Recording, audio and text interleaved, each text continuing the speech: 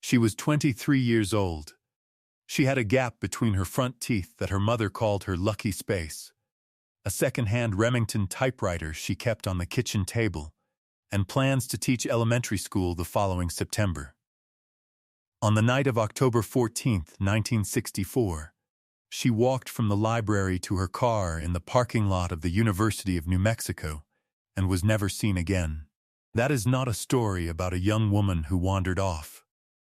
That is a story about a man who killed her, carried the secret for 6 decades, and then, in an act of breathtaking arrogance, wrote a book about it. He published it himself. He gave it a title. He described the crime in enough detail that investigators, reading it 60 years later, would look at each other across a conference table and go very still. It would take a retired detective who never closed the file, a genealogy database built from 100 million DNA profiles, and 61 pages of a self-published memoir no one was supposed to read to finally put a name to what happened in that parking lot. Records show the case was officially reclassified as solved in the spring of 2024, after spending 6 decades as one of New Mexico's oldest open homicide files. But before we get to any of that, we have to go back to 1964. Because to understand what was lost, you first have to understand who Dorothy Ann Voss was. Albuquerque in October 1964 was the kind of city that still felt small enough to know. The Sandia Mountains turned pink every evening at dusk, the color so reliable that locals barely looked up anymore. The University of New Mexico sat near the center of it all, a collection of Spanish colonial buildings clustered around a duck pond, the kind of campus that still smelled like cut grass and chalk dust, and the particular cool that drops over the high desert when September becomes October. Dorothy Voss had come to Albuquerque from a wheat farming family outside of Estancia, about 60 miles to the southeast, where the land was flat and the winters were hard, and everyone knew which families had lost sons in Korea. She was the first in her family to attend a 4-year university. Her father had driven her to campus in a truck that needed a new clutch.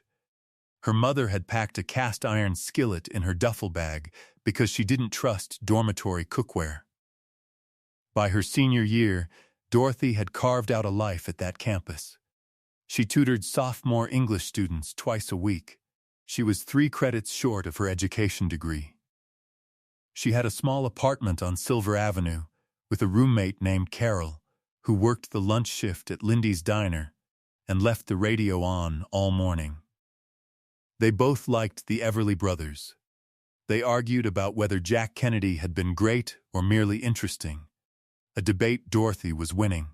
She was the kind of person who sent her parents handwritten letters on Sunday nights and saved the letters they sent back in a shoebox under her bed. She had a boyfriend named Robert who was doing army service in Germany and wrote back less often than he should have. She had told Carol she planned to break up with him when he got home. She had a lot of plans. That October, she was finishing a research paper on childhood literacy rates in rural New Mexico. She had checked out 4 books from the university library that afternoon, tucked them under her arm, and told the librarian she would return them by Friday. The librarian remembered her because Dorothy always returned things early. At approximately 8:15 in the evening, she signed out of the library. She pushed through the heavy wooden doors into the cool dark of a Tuesday night, her books under her arm, her car parked 60 feet across the lot. She never reached it. The books were found the next morning, scattered across the asphalt near the driver's side door of her 1959 Chevrolet. The car was unlocked. Her keys were on the ground. Dorothy Voss was gone. She was 23 years old, and the man who took her would go home that night, get up the next morning, and live a completely ordinary life for 60 years. The first call came in at 11:40 p.m. Carol had waited as long as she could before calling the university's campus police line. Dorothy was not late. Dorothy was never late. When the officer on duty asked how long she had been missing, Carol said 3.5 hours and felt the words go wrong in her mouth as she said them. By midnight, a campus security officer had found the books. By 12:15, 2 Bernalillo County Sheriff's deputies were in the parking lot with flashlights, walking the perimeter in slow, overlapping passes. One of them noticed the keys first, a small ring with a rabbit's foot charm, lying in a thin scatter of gravel near the rear wheel well. Not dropped, not thrown. Set down, almost, or knocked from a hand that was reaching for something else. By 2 a.m., Dorothy's parents had been called. Her father drove 60 miles in the dark, arriving at the campus parking lot still in his work boots, and stood at the edge of the crime scene tape with his hat in his hands, looking at his daughter's car the way a man looks at something he can't make sense of. At 9 a.m. Wednesday morning, detectives conducted their first formal sweep of the scene. They found a partial boot print at the edge of the lot, near the chain-link fence that bordered the adjacent faculty parking area. Size 11 or 12, based on the impression in the loose soil. A tread pattern consistent with a work boot. Nothing distinctive. It was photographed and catalogued. They found a cigarette butt near the fence line. Filterless, a lucky strike. It would sit in an evidence envelope in the Bernalillo County property room for 58 years. What detectives did not find was a witness. 37 faculty and student vehicles were registered in that lot that night. Not one person reported seeing anything. The library closed at 8. The lot had no exterior lighting beyond 2 overhead fixtures, one of which had been out since September. No one had reported the bulb. The investigation moved quickly at first, the way investigations always do when the community is frightened and the press is watching. Dorothy's boyfriend in Germany was contacted and cleared. 3 male students who had contact with her in the days before her disappearance were interviewed. 2 ex-acquaintances of Carol's were looked at and released. By the end of October, the trail had gone cold. Her body was found 11 days later by a deer hunter in the Manzano Mountains, southeast of the city. She had been carried there. The manner of her death was documented in the case file and never publicly released, out of respect for her family. She was buried in Estancia on October 31st, 1964, Halloween. Her mother would later say she hated that day for the rest of her life. The case was listed as an active homicide. It stayed that way for 60 years. The lead detective assigned to the case was a man named Gerald Archuleta, a 17-year veteran of the Bernalillo County Sheriff's Department, who had worked the North Valley his entire career and seen most of what the city had to offer. Archuleta was not an expressive man. His colleagues described him as methodical, patient, and deeply stubborn in the way of someone who understood that most cases broke not because of brilliance, but because someone finally ran out of room to hide. He visited Dorothy's parents in Estancia 3 times that first winter. He drove out to Manzano twice on his days off. He drew a radius on a map and worked through it, name by name. His primary suspect, a name that would be redacted from public case materials for decades, was a 29-year-old maintenance worker who had done contract work on the university's north building that fall. He drove a pickup. He wore work boots. He smoked Lucky Strikes. Records show Archuleta interviewed the man twice in November 1964. Both times, the man was cooperative, calm, and slightly too fluent in his own alibi. He named specific people, specific times, specific roads. He had worked late, he said. He had been home by 7:30. His wife confirmed it. Archuleta didn't believe either of them, but believing and proving were different problems. In January 1965, the case was reassigned to a sergeant who had more active files than hours in the day. The reassignment was administrative. That was what the paperwork said. Archuleta kept his own notes. By 1968, the official file had been inactive for 2 years. The maintenance worker had left Albuquerque. Forwarding address, a P.O. box in Santa Fe that was later found to be unused. He moved quietly and often after that. Utah, Colorado, Arizona, never anywhere long enough to plant roots. Always with a reason that made sense on its surface. Through the 1970s, Dorothy's family made annual calls to the sheriff's department on the anniversary of her disappearance. The calls were logged. They were never productive.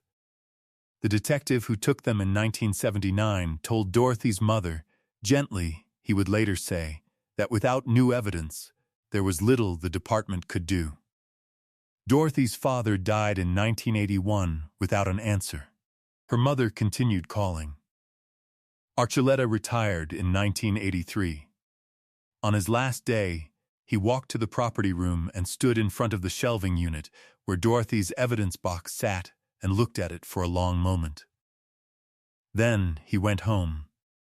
He did not stop thinking about the case. He told his daughter about Dorothy Voss the summer after he retired. He told his granddaughter 20 years after that. He kept a single photograph in his wallet. A photocopy of Dorothy's university ID, which her mother had provided, not the official file copy, his own. He had made it himself. When his granddaughter asked him once why he kept it, he said, because somebody has to. That was the kind of man Gerald Archuleta was. And 60 years later, he would get the phone call he had been waiting for since 1964. But before that call came, there were decades to get through. Time moved the way it does. By 1970, Dorothy Voss was a name in a file in a county property room, maintained by a department that had her case listed under a backlog number and a date and not much else. Her roommate Carol had married, moved to Phoenix, and kept a photograph of Dorothy on the bookshelf in her living room. She never talked about her with her children until they were old enough to understand what it meant for a person to disappear. By 1980, the man investigators had looked at in 1964 had settled in a small city in Arizona. He had remarried. He had children. He coached Little League for 2 seasons in the mid-1980s and was remembered by one parent as quiet and a little odd but harmless. He held various jobs. He stayed out of trouble. He seemed, by every surface measure, to be an unremarkable man. He was writing. That fact would not be known until much later. By 1995, Dorothy's mother was in her late 70s and had stopped calling the sheriff's department. Not because she had stopped caring, because she had simply run out of years to fight the bureaucracy. She gave Dorothy's shoebox of letters to Carol, who drove to Estancia to collect them herself, and the 2 women sat at the kitchen table for an afternoon and read them through. All of them, every one Dorothy had sent home, until the light changed and neither of them said much of anything else. In 2003, on the anniversary of Dorothy's disappearance, a small item appeared in the Albuquerque Journal.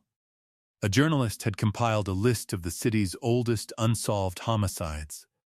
Dorothy's name was 6th on the list. Her university photo ran alongside the item. She looked young in the way that only the dead managed to stay young. By 2015, Gerald Archuleta was 81 years old and living with his daughter's family in Rio Rancho. He still had the photograph. Every case on this channel represents weeks of research, verifying documents, and trying to do justice to lives that deserved better. If you want us to keep uncovering the truth behind stories like this one, take a second to like and subscribe. Drop a comment telling us where in the world you're watching from. Now let's get back to Dorothy. The break, when it came, did not come the way breaks usually come. It did not come from new forensic evidence. It did not come from a deathbed confession. It did not come from a tip line or a DNA match or a satellite image. It came from a book. In the fall of 2021, a retired librarian named Susan Ferreira was browsing a self-published book platform online, the kind of site where anyone can upload anything and call themselves an author. She was looking for memoirs about the Southwest, a hobby she had developed in retirement, when a title caught her attention. The book was called Dust and Distance: Reflections on a Life Spent Moving. The author gave his name as R.E. Calloway, according to his brief biography. He was a retired maintenance and construction worker who had spent most of his adult life traveling the Mountain West. The book had been uploaded in 2019. It had 4 reviews, all of them 5 stars, all of them posted on the same day. Susan Ferreira was not a true crime reader. She was not looking for anything in particular. She bought the book for $3.99 and started reading it on a Thursday evening in her living room in Santa Fe. By Friday afternoon, she had called the Bernalillo County Sheriff's Department. Chapter 7 of Dust and Distance was titled The Night I Changed.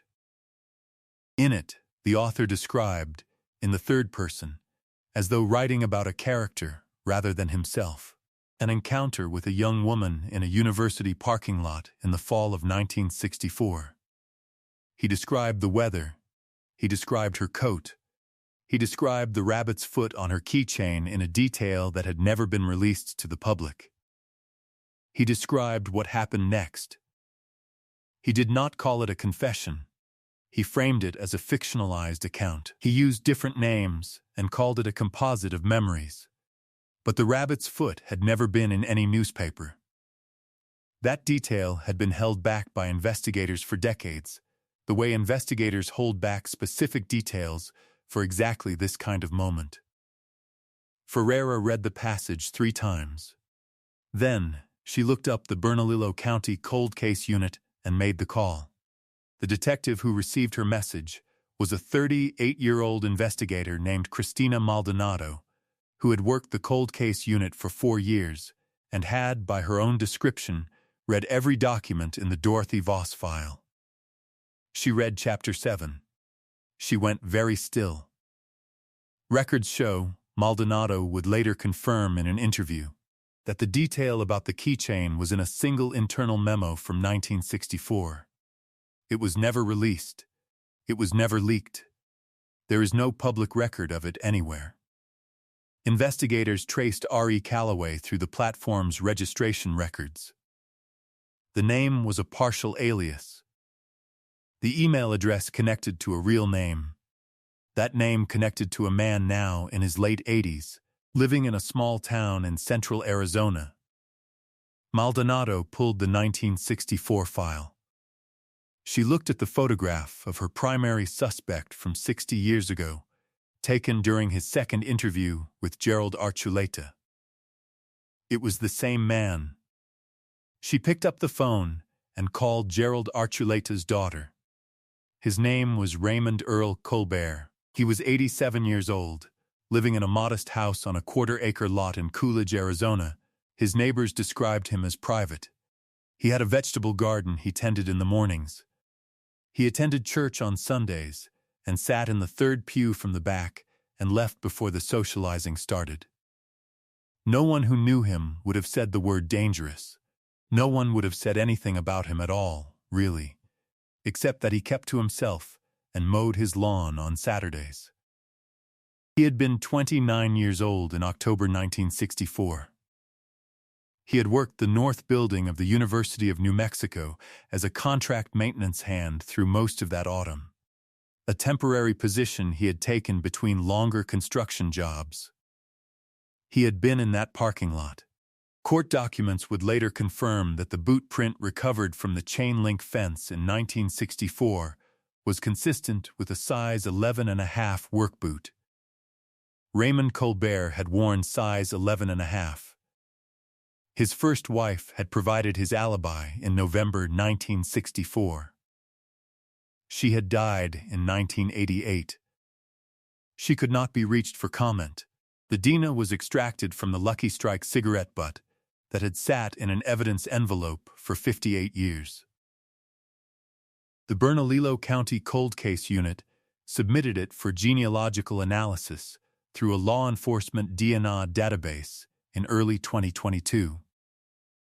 The process, called investigative genetic genealogy, works by comparing unknown DNA profiles against the voluntary submissions of millions of users, then building a family tree around any partial matches until a living suspect can be identified.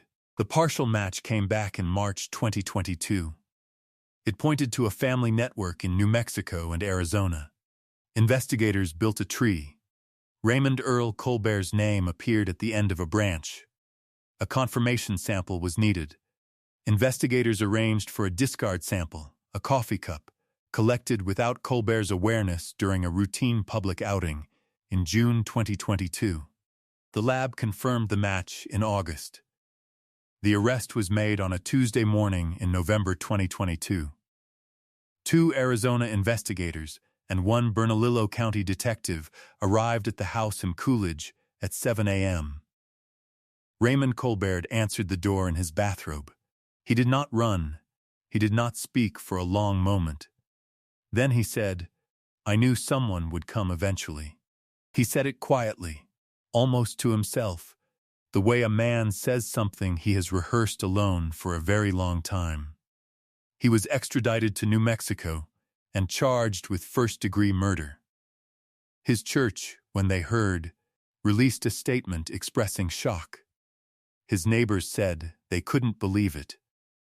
His son, reached by phone in Colorado, did not speak publicly. Gerald Archuleta was 88 years old when Cristina Maldonado called him with the news. His daughter took the phone from him after a moment because he couldn't continue speaking. She told the detective he was crying. She said she had never seen her father cry before, not in her life. He said thank you, she told Maldonado. He just kept saying thank you. Dorothy Ann Voss was 23 years old on the last night of her life. She was walking to her car with 4 library books about childhood literacy in rural New Mexico, because she was going to be a teacher. Because she had chosen a life built around giving other people's children a better chance than the one she had grown up with. She had a gap between her front teeth her mother called her lucky space. She had plans. She deserved to have 60 years. She deserved to get home that night. Her roommate Carol, who is now in her 80s and living in Phoenix, was interviewed for this story by a local journalist at the time of Colbert's arrest. She said she still has the shoebox of letters. She said she still keeps Dorothy's photograph on her bookshelf. She said, when asked what she wanted people to know about Dorothy, that she was funny. That people always forgot to say that about victims. She was genuinely funny, Carol said. She would have hated being remembered as sad. Dorothy's brother, who was 12 years old when his sister disappeared and is now in his 70s, attended the arraignment in Albuquerque. He did not speak to the press. He sat in the front row and watched Raymond Colbert enter the courtroom, and looked at him the way a person looks at something they have been trying to understand for 60 years, and finally can, and still don't. Raymond Colbert died in pretrial custody in the spring of 2023. He was 88 years old. He never entered a formal plea. The case was officially closed. The charge remained on the record. Cristina Maldonado, when asked how it felt to close a case that had been open since before she was born, said it didn't feel like triumph. She said it felt like setting something down that had been carried too long by too many people. Dorothy carried it, she said. Her family carried it. Gerald Archuleta carried it for 60 years. We just got to be the ones who finally put it down. She paused. It's not nothing, she said. But it's not enough either. It's never enough. Justice reached Dorothy Ann Voss after 6 decades, not because the system moved efficiently, not because the right people were watching, because a retired librarian spent $4 on a book, because a maintenance worker was too arrogant to stay silent, because one detective kept a photograph in his wallet for 60 years and refused to call it over. Before you go, what do you think Raymond Colbert was trying to do by writing that book? Was it guilt? Was it pride? Was it something else entirely? Tell us in the comments. And if there's a cold case in your state, one you've been wondering about, one that deserves more attention, let us know below. We read every one. Justice found Dorothy Ann Voss after 60 years. Stories like hers are why this channel exists. If you believe the truth is worth pursuing no matter how long it takes, subscribe. More cases are waiting in the description below. Thank you for being here.